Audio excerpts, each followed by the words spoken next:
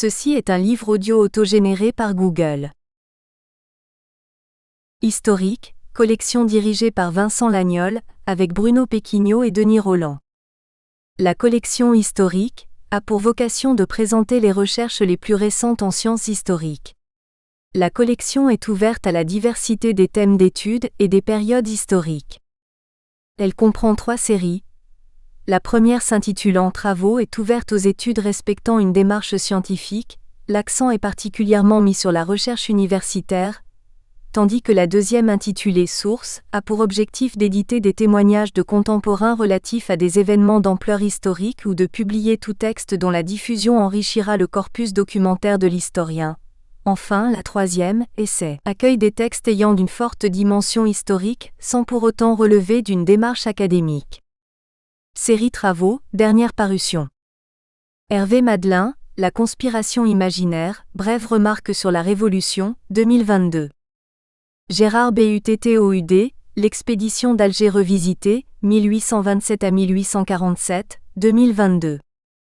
Thibaut Tellier, Humaniser le béton. Les origines de la politique de la ville en France, 1969 à 1983, 2022.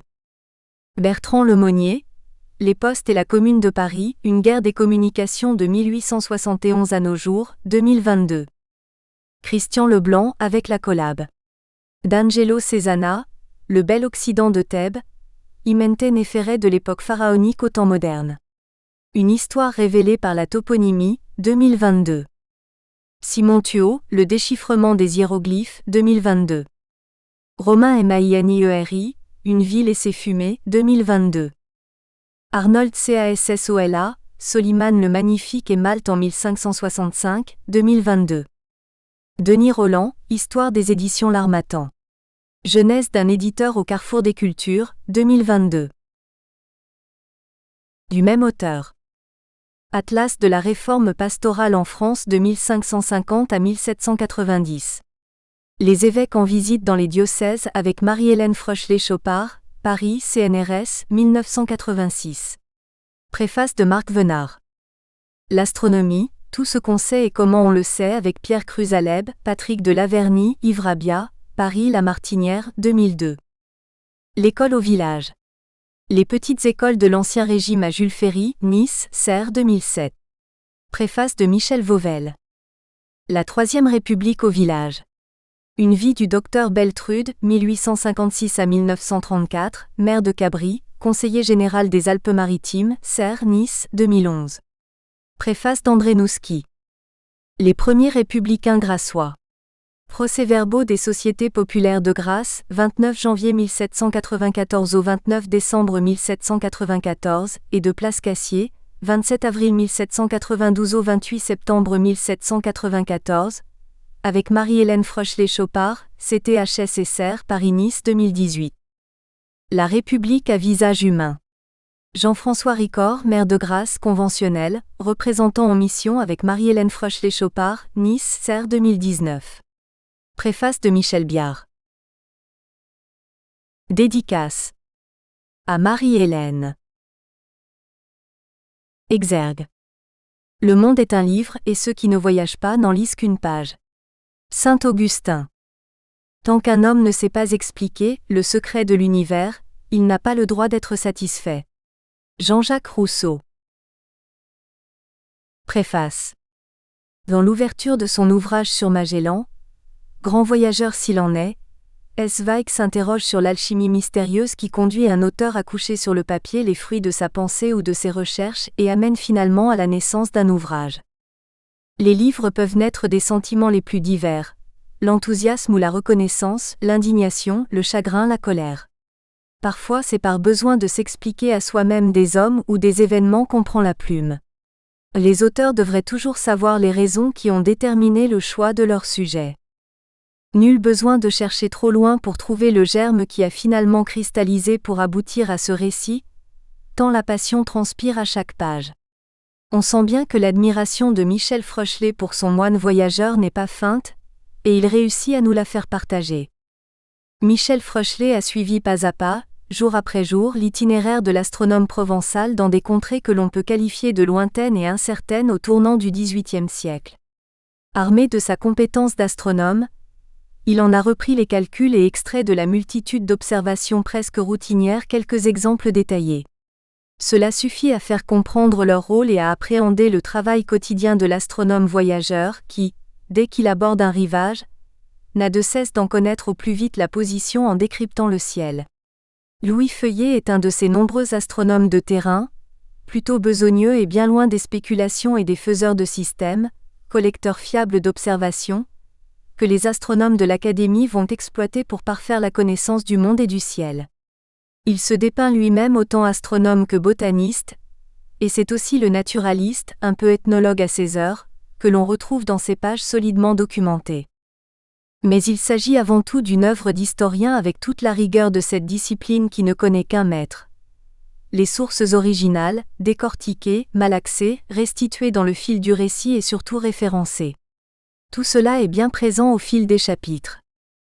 Les récits de voyage prennent des formes très variées, entre le rapport quotidien de l'explorateur, proche du journal de bord d'un navire, comportant tous les détails de la navigation, les vents, l'état de la mer, les relevés des côtes, et le récit préparé durant le voyage mais écrit au retour pour le grand public. Le premier n'est pas un récit, encore moins une œuvre littéraire, il est même par nature impersonnel, là où le second doit au contraire transporter le lecteur et lui faire partager un peu de la vie du découvreur. Il doit donc être attrayant, exotique, anecdotique et dépaysant pour le lecteur qui souhaite voyager par procuration et enrichir son imaginaire. Il y a ensuite les récits de seconde main, puis les récits imaginaires qui laissent beaucoup de liberté à l'auteur pour conquérir son lecteur. L'homme des Prélumières de Michel Froeschlet ne tombe dans aucune de ces cases, un peu inclassables, entre une biographie, c'est en partie vrai, et une relation de voyage, c'est aussi le cas.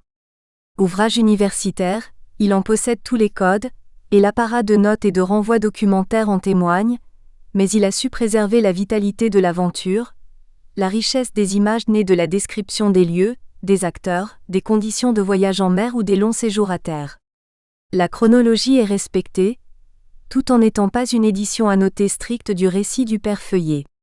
De très longs fragments verbatims, respectueux de la syntaxe et de l'orthographe alors en usage, sont entrecoupés de commentaires propres à éclairer le lecteur sur les raisons de telle observation, les objectifs de tel déplacement ou l'état de santé de l'équipage. En somme, on y retrouve ce qui fait la qualité d'une narration de voyage, sans les longs passages descriptifs un peu roboratifs auxquels doit s'astreindre le botaniste ou le zoologue, et dont le savant minime ne peut faire l'économie. La description naturaliste d'un limaçon ou d'un colibri, fût-il des Andes, n'a pas la saveur d'un contact avec les populations indiennes des environs de Valparaiso ou celle des traversées périlleuses des cours d'eau en furie.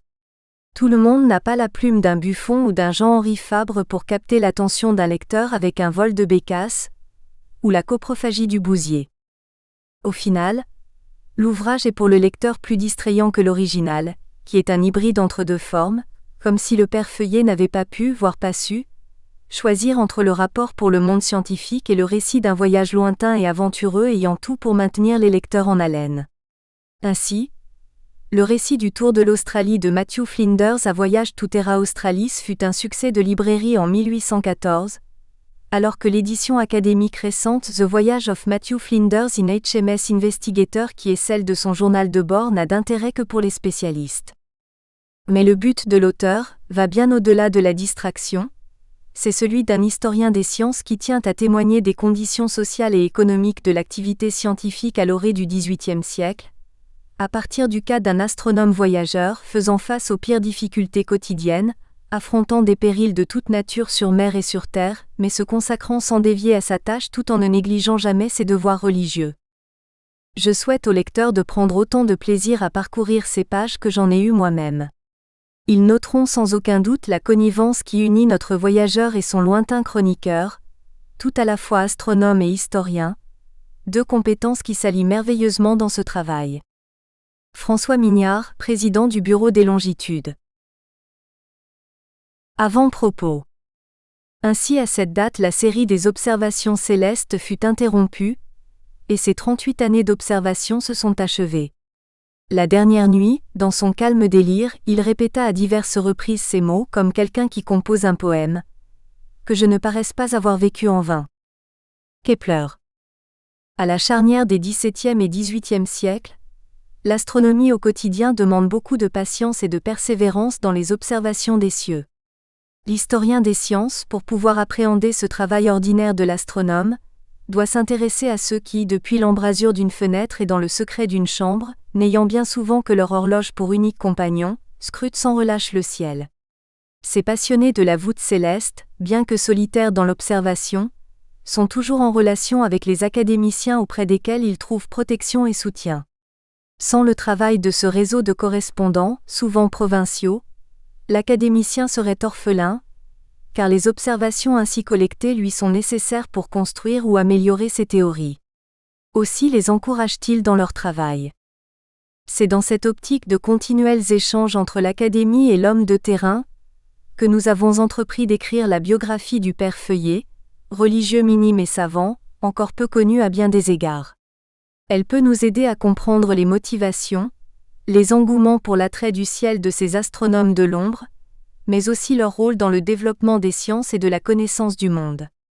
Notre propos est de retracer un parcours singulier tel qu'il se vit, se souffre et qui se trouve souvent ballotté par la vaste houle des événements du monde. Nous voudrions écrire une modeste page de la vie de ces engloutis de la grande histoire, de ces individus au visage méconnu, mais qui furent pourtant des intermédiaires culturels actifs et irremplaçables. Pour cela, nous avons abandonné les modèles construits par les historiens et les anthropologues qui, comme le dit Giovanni Levi, ont utilisé, et cela était peut-être inévitable, des définitions qui cherchaient à rassembler les comportements sous une seule loi explicative. C'est a priori appauvrit nécessairement l'objet historique étudié. C'est pourquoi nous analyserons la vie du père Feuillet comme le témoignage d'un parcours unique dans lequel se mêlent constamment, sans beaucoup de liens, les observations astronomiques, le récit des difficultés et des périls des voyages en mer, la peinture des mœurs des populations rencontrées et la nécessaire adaptation d'un religieux à une existence toujours incertaine. Aussi avons-nous essayé de ne pas le quitter d'une semelle, depuis sa naissance, 1660, à Man, près de Fort-Calquier, jusqu'à sa mort au couvent des Minimes de Marseille en 1732, sans négliger tous les aspects d'une vie d'aventure où se succèdent la peur de l'inconnu et la foi en la providence. S'agit-il d'une biographie complaisante de plus ? Oui. Car comment rester indifférent à une vie dominée à la fois par la crainte et l'attrait d'espaces encore mal connus ? Illusion de croire que le biographe puisse disparaître devant son sujet. Même si cela était possible, le faut-il ? Non. Car l'historien chercherait immanquablement à vouloir construire l'astronome moyen du début du XVIIIe siècle.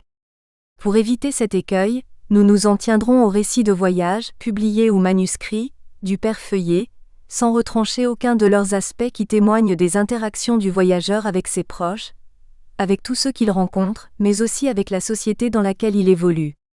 Dans le même souci de fidélité au personnage, nous avons procédé à de nombreuses citations extraites d'un texte très riche, sans en corriger ni les redites ni les fautes de syntaxe ou d'orthographe. Nous espérons seulement que ce retour au récit, par une approche micro-historique, rendra vivantes les différentes facettes d'un personnage à la fois voyageur, astronome et botaniste. Cependant, lecteur, sois indulgent, car il y a toujours un long chemin entre la coupe pleine de mes bonnes intentions et la lèvre moqueuse de mes insuffisances. Ainsi, je t'invite à faire le voyage d'une vie en suivant celle du père Feuillet tout en restant sur la rive des vivants. Il ne s'agira pas d'un dépaysement complet, car il y a beaucoup de similitudes entre l'astronome actuel et les requêtes constantes du père Feuillet pour obtenir les soutiens matériels et financiers dont il a besoin. Lorsque ceux-ci sont enfin obtenus, il lui faut affronter au cours de missions lointaines les tempêtes en mer et les corsaires. Il lui faut franchir le passage périlleux du Cap Horn, pour enfin pouvoir installer ses instruments au Chili. Mais combien est grande l'angoisse lorsqu'éclate à Marseille l'épidémie de peste qui retarde le départ vers les terres lointaines. Mais quel plaisir de pouvoir herboriser sur les rives de la baie où sera fondé Montevideo, et de croquer sur un carnet les animaux exotiques rencontrés. Mais hélas, in fine, il nous faudra partager sa détresse, lorsqu'il doit passer le flambeau et chercher un successeur pour pérenniser son travail qu'il presse voué à l'oubli. Cette biographie du père Feuillet est offerte en hommage aux maîtres et amis qui ont été les témoins de nos recherches, tant en astronomie qu'en histoire des sciences ou plus prosaïquement, en histoire culturelle. à tous, nous exprimons ici notre gratitude, particulièrement à nos collègues du Centre d'études et de recherche en astronomie et de l'Observatoire de Nice, d'une part, et d'autre part, aux historiens avec lesquels nous avons travaillé dans le cadre de l'association Histoire et Culture en Pays de Haute-Siagne, laquelle nous a accordé une aide financière pour cette publication. En ce temps-là, l'astronomie. La vie du père Feuillet, son travail d'astronome et de botaniste s'inscrit dans des contextes politiques, économiques et techniques, tantôt favorables, tantôt critiques. Il convient d'en rappeler les faits marquants qui donneront le moment venu plus de relief aux aventures de l'homme de science de la fin du XVIIe siècle. En ce temps-là, l'astronomie connaît un fort engouement. Le père Feuillet a 6 ans lorsque Colbert obtient du roi Louis XIV la création de l'Académie des sciences. Cette création fait suite au cercle de savants qui, dès le début du XVIIe siècle, autour notamment du père minime Marin Mersenne, veulent sortir la science des dissertations scolastiques et établir les bases de la connaissance par l'interprétation raisonnée de l'expérience. En 1635, le père Mersenne crée l'Academia Parisiensis qui est le centre d'un réseau d'échanges épistolaires entre des scientifiques de nombreux pays. On a quitté une physique stérile et qui depuis plusieurs siècles en était toujours au même point. Le règne des mots et des termes est passé. On veut des choses, on établit des principes que l'on entend, on les suit, et de là vient qu'on avance. L'autorité a cessé d'avoir plus de poids que la raison, ce qui était reçu sans contradiction parce qu'il l'était depuis longtemps, est présentement examiné et souvent rejeté, et comme on s'est avisé de consulter sur les choses naturelles la nature elle-même plutôt que les anciens, elle se laisse plus aisément découvrir. La création de l'Académie des sciences allait être au centre du rayonnement du nouvel esprit scientifique. On abandonne l'astronomie de cabinet, celle de l'honnête homme qui se caractérisait par son autonomie vis-à-vis du pouvoir, celle de Nicolas Péresque et de Pierre Gassendi. Cette institutionnalisation de la science a des retombées importantes. Elle encourage la construction d'observatoires et d'instruments plus performants, tout en faisant de l'Académie, comme l'écrivait Lagrange, le premier tribunal d'Europe pour les sciences. L'Observatoire de Paris, gravure de Pierre Aveline montrant la lunette de 34 pieds et la tour de Marly château de Versailles. Dans le siècle de Louis XIV, Voltaire résume avec vigueur les principaux aspects de cette mutation. Colbert attira d'Italie Dominique Cassini, Huygens de Hollande et Roemer de Danemark par de fortes pensions. Ils découvrirent les satellites et l'anneau de Saturne. On est redevable à Huygens des horloges à pendule. On acquit peu à peu des connaissances de toutes les parties de la vraie physique, en rejetant tout système. Le public fut étonné de voir une astronomie qui ne prédisait pas les événements du monde, une médecine indépendante des phases de la Lune. La corruption ne fut plus la mère des animaux et des plantes.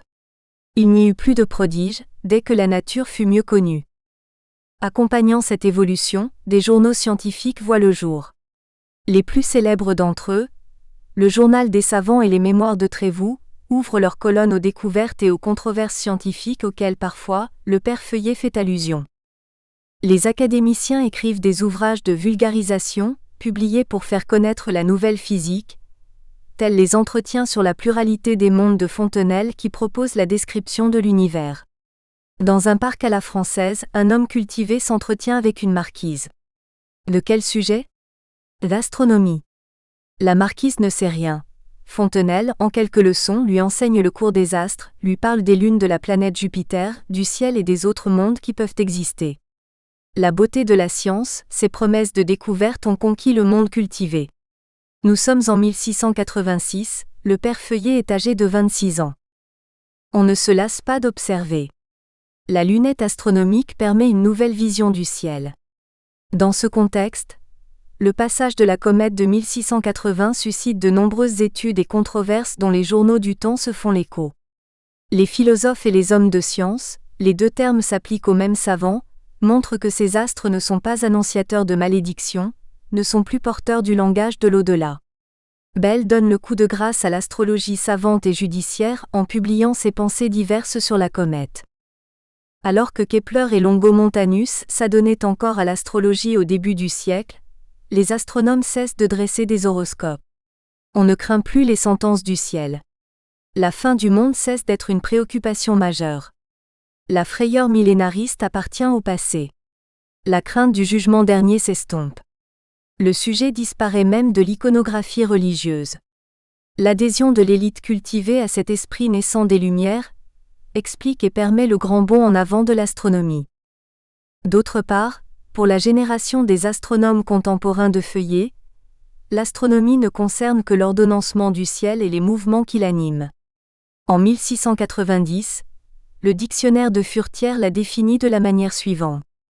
Science qui enseigne à observer et à connaître le mouvement et la disposition des astres, leur grandeur, distance, éclipse. L'astronomie est une science certaine et sublime, et va jusqu'à la plus haute portée de l'esprit humain. Il faut prendre garde de la confondre avec l'astrologie ou la judiciaire qui consiste en des prédictions vaines et conjecturales sur les diverses influences des astres. Ainsi, à la fin du XVIIe siècle, l'astronomie est une science qui porte uniquement sur le mouvement et non sur la physique des corps célestes. Elle est l'étude de la mécanique du ciel, cette horloge qui règle l'univers. Elle n'abordera l'étude de la nature des astres, de leur lumière, de leur composition qu'au milieu du XVIIIe siècle. Au cours de cette mutation culturelle, les astronomes changèrent de paradigme pour l'étude du mouvement des corps célestes. Pour Descartes, qui s'oppose à l'existence du vide, le mouvement des planètes est dû à de grands tourbillons d'éther qui remplissent l'espace et qui maintiennent les corps célestes sur leurs orbites. En opposition au système cartésien, qui ne permettait ni de calculer ni de prédire les trajectoires des planètes, Isaac Newton introduit la loi universelle de la gravité qui englobe, non seulement les lois du mouvement de Kepler, mais qui permet aussi de dresser des éphémérides plus précises des planètes en utilisant les observations des astronomes de terrain dont celle de Feuillet. La grande fécondité des idées de Newton s'impose à tous. Dès lors, on cherche à expliquer les variations de la longueur du pendule battant la seconde suivant le lieu d'observation. Variations observées par exemple à Portobello par Feuillet ou à Cayenne par Jean Richer lequel écrit « L'une des plus considérables observations que j'aille faites est celle de la longueur du pendule à seconde, laquelle s'est trouvée plus courte à Cayenne qu'à Paris. Leur différence a été trouvée d'une ligne et un quart, dont celle de Cayenne est moindre que celle de Paris, laquelle est de 3 pieds 8 lignes 3/5. En utilisant les mesures disponibles, et en tenant compte de la force centrifuge et de la gravité pour chaque lieu, Newton donne une table des longueurs du pendule battant la seconde suivant la latitude. Cette découverte l'amène à en étudier les conséquences sur la forme de la Terre. Il montre qu'une Terre fluide et homogène prend la forme d'un sphéroïde dont l'aplatissement est de 1/230. Par ses observations de terrain, dont il revendique hautement la nécessité, Feuillet a toute sa place dans la science de son temps. Une science qu'il connaît bien si l'on en croit les livres que rassemble la bibliothèque des Minimes de Marseille. Dans la période 1660 à 1730, les imprimés de sciences et arts et philosophie ont pris de l'importance pour atteindre 20% de l'ensemble des titres. L'astronomie et l'hydrographie y constituent un domaine de prédilection, sans doute sous l'influence du père Feuillet. La bibliothèque contient les œuvres de nombreux philosophes, qui attestent que les Minimes de Marseille se sont vivement intéressés à l'évolution de l'astronomie de Copernic à Newton. La présence des livres de Descartes, de Régis, du père Daniel, de Castel, de Leibniz, de Newton atteste que les religieux ont suivi la controverse entre les cartésiens et les newtoniens. D'ailleurs, à la fin du XVIIIe siècle, les Minimes de Marseille ne craignent pas de se faire représenter en hommes de science comme le montre la gravure ci-dessous qui ouvre le catalogue de leur bibliothèque. Gravure du frontispice du catalogue de la bibliothèque des Minimes de Marseille, Bibliothèque municipale de Marseille. Cependant, au-delà de l'amour des sciences, nous ne devons pas gommer le religieux qu'était le père Feuillet. Pour lui, sans doute, les mathématiques comme la physique sont surtout une école de spiritualité, une ascèse qui mène à Dieu. Il a certainement fait sienne la pensée du père Lamy, qui écrit « C'est Dieu qu'il faut regarder en toutes choses, et l'étude de la géométrie y doit porter. On y trouve de grands sujets de pensée à lui. Tout ce qu'on voit de beau dans cette science touchant les figures, leurs raisons et leurs proportions, se remarque ensuite dans les ouvrages de la nature, ce qui donne lieu d'admirer celui qui en est l'ouvrier. À cette recherche de Dieu à travers le progrès des sciences, on doit ajouter l'impulsion toujours renouvelée, des nécessités du commerce vers les pays lointains.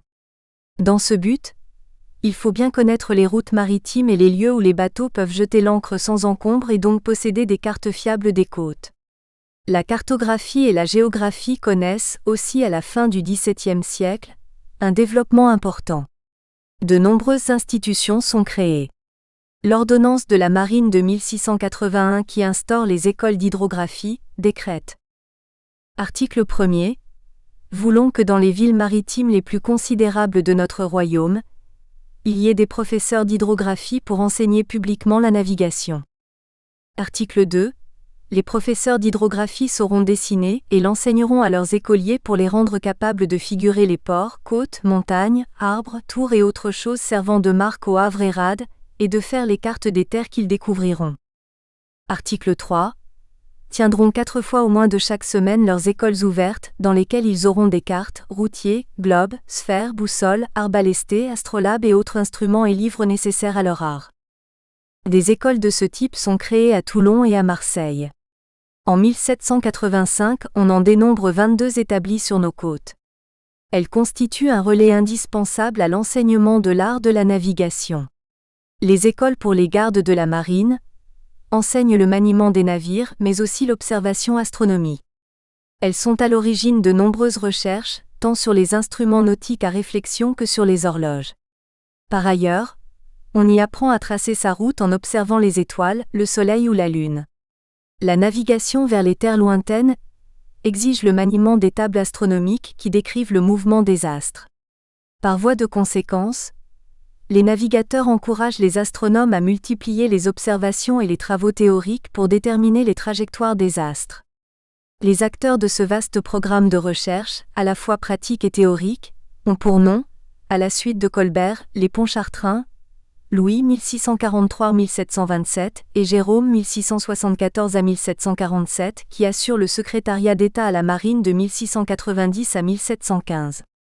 La coordination des travaux est assurée par l'abbé Bignon, bibliothécaire du roi et président des académies de 1699 à 1743. Le père Feuillet, porté par cette vague et par cet enthousiasme, consacre toute sa vie à l'étude de la nature. Il parcourt des contrées lointaines pour déterminer les longitudes et les latitudes de tous les lieux où il pose ses instruments d'observation. Des instruments qui constituent ainsi le matériau nécessaire pour le progrès de la connaissance, et qui pour cela, sont l'objet de son inquiétude et de sa sollicitude dans tous les lieux où il fait escale. Ce sont les résultats de ces observations qui font l'objet de sa correspondance avec J.D. Cassini, 1625 à 1712, ou son fils Jacques, 1677 à 1756, lequel s'intéresse particulièrement à la forme de la Terre. À la soif de connaître la position exacte sur le globe terrestre des pays lointains, s'ajoute une volonté encyclopédique de rassembler, pour mieux les appréhender, leur flore et leur faune. À côté de l'Académie des sciences, il y a aussi le Jardin du Roi, dans lequel G.C. Fagon, premier médecin de Louis XIV 1638 à 1718, encourage la culture des plantes exotiques. Ami fidèle des botanistes, il met à leur service la grande influence dont il dispose à la cour. Il favorise les voyages de Plumier aux Antilles, 1689, de Feuillet en Amérique du Sud, 1707 à 1711. C'est avec le titre de botaniste du roi que Feuillet parcourt les côtes chiliennes et péruviennes. Il en rapporte la description de nombreuses plantes, oiseaux, poissons et autres animaux. Cependant, les incessantes guerres qui ont lieu sous le règne de Louis XIV entravent ce bel effort de conquête du monde et de l'univers. En effet, la question de la succession au trône d'Espagne provoque la dernière et la plus longue des guerres de Louis XIV, de 1701 à 1714. En acceptant le testament de Charles II en faveur du duc d'Anjou, le roi de France s'expose à l'hostilité du reste de l'Europe qui ne peut admettre la possibilité de l'union des trônes d'Espagne et de France et l'ouverture des colonies espagnoles aux marchands français. En conséquence, l'Angleterre, la Hollande et l'Empire formèrent la Grande Alliance de 1701 qui déclara la guerre à la France et à l'Espagne le 2 mai 1702. Contre l'Espagne et ses colonies, les Alliés essayent de ruiner le commerce hispano-américain. Le port de Carthagène en Nouvelle-Espagne est assiégé par la flotte anglaise dès le mois de septembre 1702.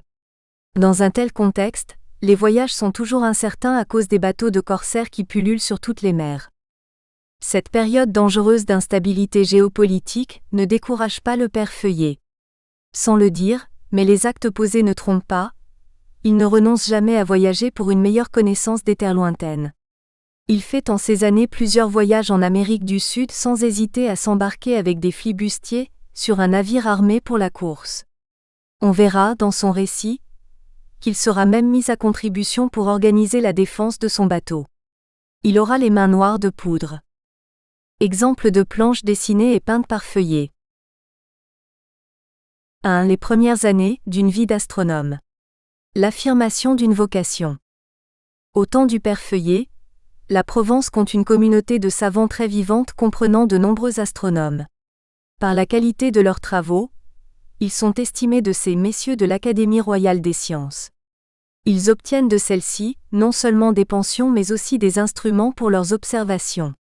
Cependant le nouveau règlement de l'Académie, établi par l'abbé Bignon sous l'impulsion de Pontchartrain, rend difficile son accès aux astronomes voyageurs et religieux, car il exige que les académiciens assistent au moins à une de ces séances tous les 2 mois. En outre, les religieux astronomes ne peuvent être soumis à 2 autorités, l'autorité du roi et celle de leur supérieur. Ces difficultés expliquent l'échec rencontré par le père Feuillet lorsqu'il postule à la succession de Philippe de la Hayeure, et qu'il est évincé par le chevalier de Louville. Seuls 2 astronomes provençaux deviendront membres de l'Académie. Jean-Mathieu de Chazelles en 1695 et Jacques Liottot en 1730. Toutefois, à côté de ces figures de proue, d'autres, moins connues, travaillent aussi au développement de l'astronomie en relation étroite avec les académiciens. Il est d'usage que ces derniers les nomment comme correspondants auprès de la Compagnie. Le 3 mars 1699, le père Feuillet est nommé correspondant à l'Académie. Il devient ainsi l'un des savants reconnus parmi les astronomes marseillais. 1. Origine familiale et formation chez les minimes provençaux. Comme tous les religieux minimes qui seront astronomes en Provence, le père Feuillet est issu d'une famille modeste qui n'est introduite ni dans les milieux aristocratiques ni dans les milieux de la bourgeoisie influente. Louis Feuillet est né à Mannes près de Forcalquier le 15 août 1660. Acte de naissance de Louis Feuillet, mairie de Mannes, le 15 août 1660 par Messire Giraudon prêtre a été baptisé Louis Feuillet, fils de Scipion et de Marie Liottot. Son parrain a été Louis Comte, sa marraine Damoiselle Honorade Liottot. C'est en 1647 que son père, Scipion, maître boulanger, épousa Marie Liottot de Manosque. Les actes notariés indiquent que les parents de Louis Feuillet ne savaient ni lire ni écrire, contrairement à leurs 3 enfants, Claire, Louis, Christol. Il montre aussi que Scipion est un entrepreneur actif. Il vend du blé avec profit au moment de la soudure et s'emploie à grossir le patrimoine de la famille par l'achat de terres. Lorsque sa fille Claire se marie, il lui donne une coquette dot de 1000 livres. L'existence d'un couvent de minimes dans son bourg natal est une chance pour le jeune Louis. Ce couvent, fondé au début du siècle par les Forbin-Janson, seigneurs de Mannes, bénéficie des libéralités de cette puissante famille. Le cardinal Toussaint de Forbin-Janson, d'abord évêque de Digne puis de Marseille et enfin ambassadeur à Rome, s'intéresse aux sciences, en particulier à l'astronomie. Il accorde un soutien constant au jeune Louis. Couvent des minimes de Mannes, cliché de la mairie de Mannes. Une tradition hagiographique veut que Louis Feuillet enfant ait été d'abord placé comme portier du couvent, et que sa vive intelligence lui ait permis d'apprendre seul l'alphabet et les rudiments du latin. Son neveu, Honoré Feuillet, fils de Christol Feuillet, son premier biographe, écrit en 1759. À peine avoit-il 6 ans, qu'il s'aperçut que le mouvement de la Lune d'Orient en Occident était beaucoup plus rapide que celui des autres planètes dont il observa avec soin les différentes situations à l'égard des étoiles fixes. Les difficultés qu'il proposa à ce sujet frappoient d'étonnement, et embarrassoient très souvent ceux à qui elles étaient adressées. Comme toute légende, il y a certainement une part de vérité, si ce n'est dans les faits relatés, du moins dans l'esprit du récit. Plus vraisemblablement, le jeune Louis fut remarqué par les religieux du couvent pour ses aptitudes intellectuelles. Le père Feuillet n'écrira-t-il pas plus tard, en 1714, tout au début de son récit de voyage dans les mers du Sud. Ayant eu dès ma plus tendre jeunesse une inclination naturelle pour les mathématiques, je me sentis porté plus particulièrement à l'astronomie, et à la méditation de ces corps célestes, dont les mouvements ont fait l'étude des plus savants hommes des siècles passés et de nos jours. L'usage qu'on en pouvait faire m'y fit trouver tant d'agrément, que j'y donnais avec plaisir tout le temps qui me restait libre, après avoir satisfait aux principaux devoirs de mon état. Je méditais de mettre en pratique les connaissances que j'avais acquises, et je conçus le dessein de travailler à la perfection de l'astronomie, de la géographie et de l'hydrographie. Grâce au cardinal Toussaint de Forbin-Janson, il est envoyé au couvent des Minimes d'Avignon qui comptait plusieurs pères versés dans les sciences et arts. Séduit par l'atmosphère studieuse qui règne dans l'établissement, il fait sa profession de foi dans l'ordre des Minimes en 1680. Il a alors 20 ans. Pourquoi ce jeune provençal de la fin du XVIIe siècle a-t-il été attiré par l'ordre des Minimes ? Sans doute a-t-il été sensible à l'incontestable rayonnement spirituel de cet ordre d'ascètes, fortement engagé dans la contre-réforme depuis le XVIe siècle, et qui s'est développé rapidement en France dans la première moitié du siècle suivant. On dénombre en effet dans ce pays 38 couvents de cet ordre en 1600, 112 en 1623, puis 153 en 1673. Ce chiffre de 153 est encore celui qui ressort des papiers de la Commission des Réguliers, en 1768. À l'instar de leur fondateur, saint François de Paule, les Minimes ont diffusé un idéal mystique qui privilégiait l'ascétisme, le perfectionnement moral, et qui soulevait, au temps des violentes luttes contre les réformés, l'enthousiasme des populations. Toutefois, au cours du XVIIe siècle, l'ascétisme des religieux n'a pas empêché leur participation au débat scientifique. À la fin du siècle, à l'époque où le père Feuillet entre dans l'ordre, les Minimes comptent dans leur rang, à la suite de marins mécènes, des religieux lettrés et savants, des religieux qui ont compris l'importance des sciences dans la controverse entre le naturel et le surnaturel et plus tard, entre la foi et la culture savante. Comme on l'a vu précédemment, la bibliothèque de leur couvent de Marseille témoigne de cette évolution dans laquelle s'inscrit le père Feuillet en se consacrant à l'astronomie. 2 premiers pas en astronomie. On trouve la première mention d'une observation astronomique due à Louis Feuillet, lorsque celui-ci séjourne au couvent de l'Île-sur-Sorgue. Il s'applique à déterminer la latitude du lieu. Nous sommes en 1691, il a 31 ans. Pratiquer l'astronomie dans le couvent n'est pas chose simple, car la priorité est donnée aux obligations religieuses et les supérieurs n'aident guère les futurs savants. Leur seule planche de salut consiste à attirer l'attention d'astronomes chevronnés sur la qualité de leur travail, et gagner par ce biais l'estime et l'appui des élites culturelles de la région. En juin 1694, à peine arrivé au couvent d'Avignon avec son horloge qu'il a lui-même travaillée, il fait la connaissance de M. de Beauchamp, un gentilhomme de cette ville, assez connu par les belles lumières qu'il a des sciences et une des bibliothèques les mieux fournies de la province. Dans sa maison et en présence de l'archevêque, le père Feuillet observe une éclipse de soleil qui survient le 22 juin 1694. Il s'empresse d'en communiquer le résultat à J. D. Cassini, à qui il écrit le 25 juin. J'attendois avec impatience la conjonction des luminaires pour me donner l'honneur de vous envoyer mon observation.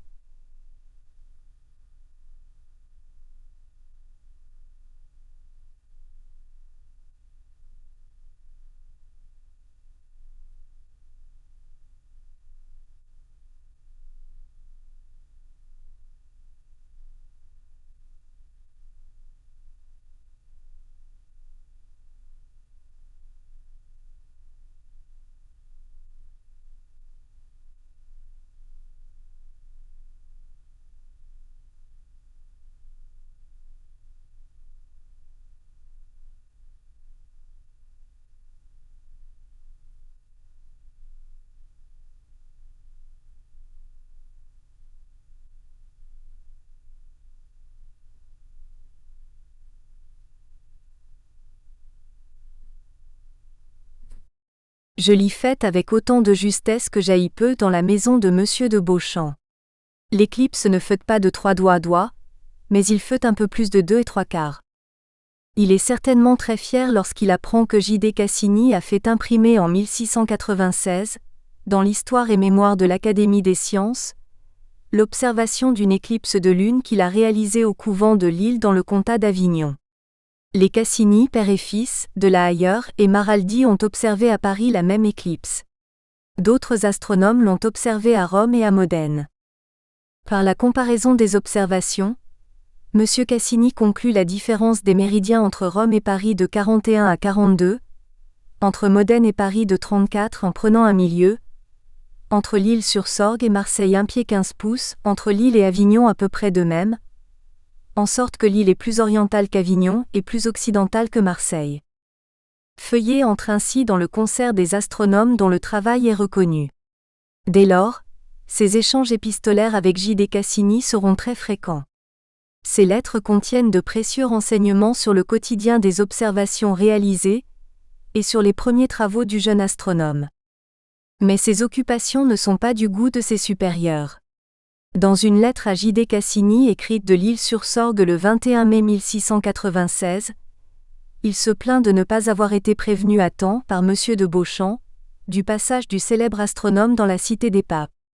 Pendant les 3 jours qu'a duré cette visite, il aurait aimé montrer à Cassini la fontaine de Vaucluse. C'est, écrit-il, une des plus belles curiosités qui soit dans tout le pays. Il se plaint aussi de la sourde hostilité qu'il rencontre dans son couvent auprès de religieux qui désapprouvent sa passion pour l'astronomie. Il n'hésite pas à brosser le portrait de son nouveau provincial, qui apprécie modérément de le voir donner trop d'importance à l'étude des sciences. Il écrit : « Je vous prie d'une grâce qu'il ne vous sera pas difficile. Nous avons un provincial depuis la Saint-Michel à qui ces sciences ne plaisent pas parce qu'il n'en sait pas la valeur ni la noblesse, et à la visite qu'il a faite il n'a pas voulu m'accorder mon horloge que j'aille travailler moi-même, et même quelques livres d'astronomie, disant que la quantité que j'en avois est trop grande, vous SCCD avez accent aigu monsieur qu'il est impossible des apostrophes. Observer sans horloge et d'estudier sans avoir des livres. AY accent aigu la bonté de me donner un ordre du roi, puisque vous en disposez comme il vous plaît, afin qu'on me laisse occuper à la plus belle des sciences, et qu'on me laisse l'usage de mes instruments et de mes livres, puisqu'il n'y a rien de tout cela qu'il soit contre mon istat. Au contraire cela le perfectionnera puisqu'il rend un religieux solitaire et studieux. Tout ceci explique que les publications de Feuillet soient plutôt tardives. Quand Cassini publie pour la première fois une de ses observations, Feuillet a 36 ans. Les astronomes provençaux de sa génération ne sont pas plus précoces. Les pères Laval, Bonfa et Hoste publient leurs premières observations alors qu'ils ont respectivement 37 ans, 41 ans et 32 ans. Leurs conditions de clerc les pénalisent, car ils ont dû mener de front 2 voire 3 activités qui ne sont pas toujours complémentaires, les obligations des prêtres, l'enseignement et l'observation du ciel le jour comme la nuit. Les astronomes laïcs parisiens de cette génération se font connaître bien plus rapidement. Jacques Cassini, fils de Jean-Dominique, entre à l'Académie des sciences à 22 ans et Joseph-Nicolas de Lille, qui a publié sa première observation à l'âge de 18 ans, entre à l'Académie à 26 ans. Le salut du père Feuillet viendra du soutien de J.D. Cassini qui lui procure une aide aussi bien matérielle, par le prêt d'instruments, que politique, en faisant valoir l'importance de ses observations auprès des académiciens. On s'en rend compte à la lecture des lettres qu'il lui envoie, dans lesquelles le compte-rendu de ses observations s'accompagne régulièrement d'une demande, soit pour disposer d'instruments plus perfectionnés, soit pour obtenir la permission d'aller explorer des terres lointaines car le désir de voyager ne quitte jamais notre père minime. Durant les 2 années qui précèdent sa première grande mission en Méditerranée, le père Feuillet transmet ses observations à J.D. Cassini. Des émersions et immersions du premier, second et troisième satellite de Jupiter, des mesures de la latitude du couvent de Marseille, l'observation de la déclinaison de l'aiguille aimantée. Dans sa lettre du 26 décembre 1699, il rapporte l'observation de l'occultation de l'étoile Aldébaran par la Lune et aussi, phénomène plus rare, l'occultation de Mars par la Lune. Le père Feuillet est rarement satisfait de ces observations. Il incrimine souvent dans ses lettres la qualité des instruments dont il dispose. Par exemple, quand le 3 septembre 1698, il transmet à Paris ses observations des satellites de Jupiter faites à Marseille, il ajoute : « Je ne suis pas à la vérité content de mes observations n'y voyant pas la justesse que je désire roi. Et ce qu'il m'a fait prendre garde à mes erreurs, c'est après les avoir comparées aux vôtres et en ayant cherché la cause, je l'y trouvai à l'instrument duquel je me sers pour prendre les hauteurs qui est un vieil astrolabe mal suspendu qui m'a donné bien souvent les hauteurs tantost trop grandes, tantost trop petites, ce qu'il m'a obligé de faire un anneau astronomique qu'il me sera plus d'usage. Il rêve d'un quart de cercle que pourrait lui confier l'Observatoire royal. C'est ce qu'exprime cette lettre à Cassini, écrite en décembre 1699, dans laquelle il commence par lui souhaiter « Une heureuse année remplie des 1000 bénédictions et à votre illustre famille que je vois tous les jours des yeux de l'esprit au pied de nos autels, où jaillit le bonheur de demander à Dieu la conservation de vos personnes dans mes saints sacrifices. » Mais il ajoute, parlant de ses observations. Pour la hauteur, je ne saurais la prendre n'ayant qu'un anneau astronomique d'environ 2 pieds de diamètre que je fis faire l'année dernière, c'est ce qui me fait souvent désirer d'être auprès de vous afin d'en être secouru. Je vous prierai de me faire prester un quart de cercle, j'en aurai tous les soins possibles. Cette lettre révèle les deux aspects du personnage que l'on retrouvera tout au long de ce récit. Feuillet est certes un bon religieux qui n'oublie pas dans ses prières son bienfaiteur, mais il est peut-être surtout un savant inquiet de se procurer auprès d'un intermédiaire efficace les instruments nécessaires à ses observations. Une quête constante de bons instruments ne le quittera pas de toute sa longue carrière. Elle ne sera pas sans effet, car il obtiendra, au fur et à mesure des missions qui lui seront confiées par l'Académie des sciences, les instruments dont il a besoin. 3. Les premières missions en Méditerranée. Très vite, le père Feuillet comprend que le véritable enjeu des observations qu'on lui demande est de contribuer à la confection de cartes précises pour la navigation en haute mer ou pour le cabotage le long des côtes, et de déterminer les longitudes et les latitudes des ports. Les relevés côtiers et la connaissance des mouillages sûrs, ne sont-ils pas des impératifs pour une nation qui veut être présente sur toutes les mers ? La France de Louis XIV ambitionnait de relever le défi anglais en ce domaine. À la fin du XVIIe siècle, la carte de la Méditerranée présente encore bien des imperfections. En 1693 par exemple, les observations de Jean-Mathieu de Chazelles sur les rives orientales de la Méditerranée avaient permis d'en corriger les dimensions en les diminuant de près de 100 km. Au printemps de 1699, Feuillet expose à Cassini son projet de s'embarquer sur une des galères du roi qui va appareiller pour les Baléares. « J'avois imaginer à vous faire une proposition. Je ne sais si vous la trouverez à propos. Il sort dans quelques jours 8 galères sur Majorque. Si vous n'avez pas eu des observations de ces îles, je pourrais les accompagner si cela vous est utile et agréable. » Il indique ensuite qu'il prend toutes les dépenses à sa charge dans la mesure où il recevrait à temps les lettres l'autorisant, avec les recommandations de l'Académie, à entreprendre ce voyage. Le projet concernant Majorque ne peut aboutir car l'abbé Bignon est absent de Paris.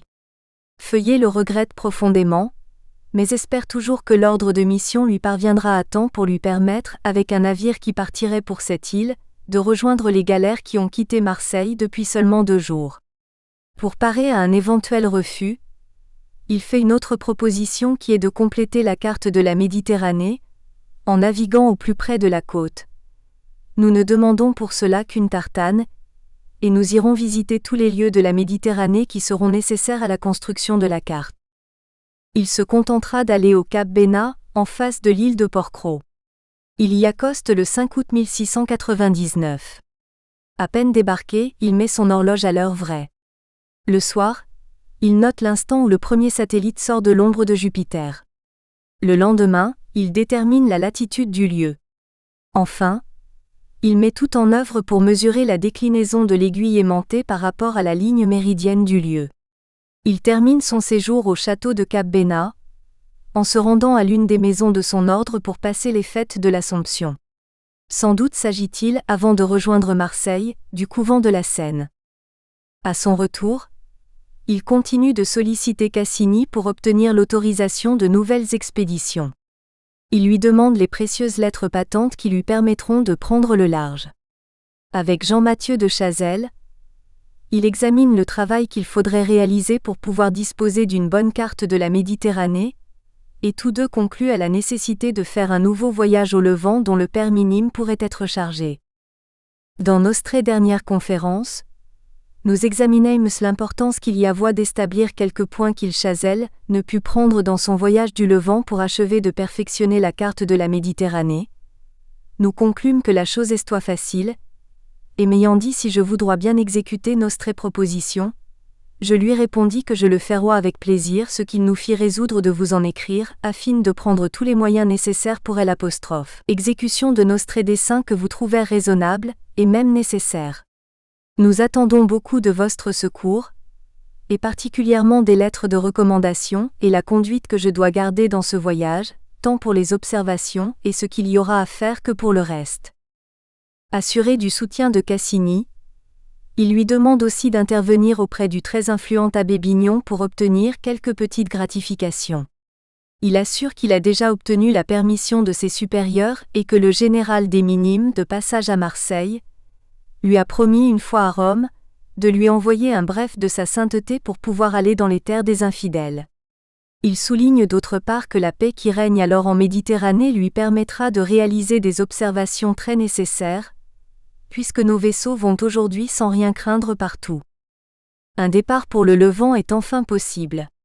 Dans une lettre à Cassini, du 26 mai 1700, le père Feuillet signale qu'un vaisseau s'apprête à partir pour un voyage à Salonie et Smyrnée et qu'il touchera plusieurs îles de l'archipel. Il presse Cassini de ne pas perdre une si belle occasion. Je vous prie mais très instamment de me faire avoir l'ordre du Roy pour accompagner ce vaisseau, et aller observer dans l'archipel. Je ne vous dis rien des avantages de ce voyage, vous savez qu'il est d'une grande importance. J'ai tous les instruments nécessaires pour observer. Nous espérons que vous avez apprécié cet aperçu. Pour continuer à écouter ce livre audio sur Google Play Livres, utilisez le lien dans la description de la vidéo.